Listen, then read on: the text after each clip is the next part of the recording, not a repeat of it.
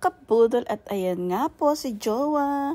Binuksan niya na po ang bago naming vacuum, ang Dyson B12 Submarine Detective. Oh, may detective pala yan. Ngayon ko lang lalaman, detective pala siya.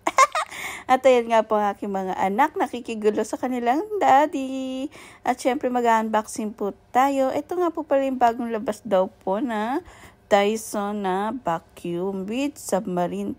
May LED na po yata ito ang pagkakaalam ko dyan. Ayan. At syempre yan nga po pala yung lalagyan ng stand.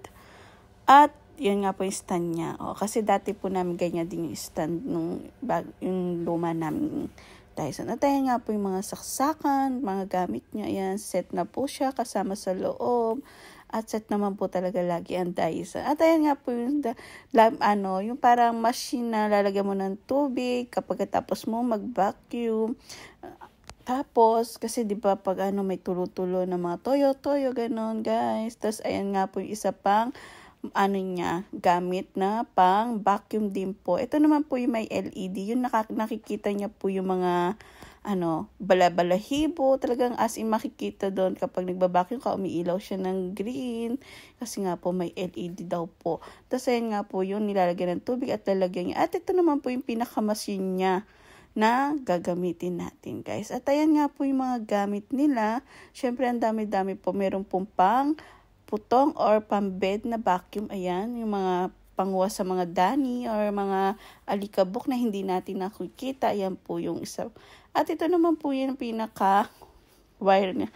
Ano ba tawag niya? Basta yun na yung pinaka stand niya. Basta yun na yun guys. At ayan na nga po yung tagyan pang sa sulok-sulok naman po yung gamit na iyan. Tapos ito naman po sa mga sulok-sulok din. Pero ginagamit ko po minsan siya sa sasakyan namin. Kasi nga po diba wireless pwedeng dalhin po sa sasakyan. Pinambabacuum ko rin po. Kasi ang dami na nga pong balahibo kasi may anak nga po kami.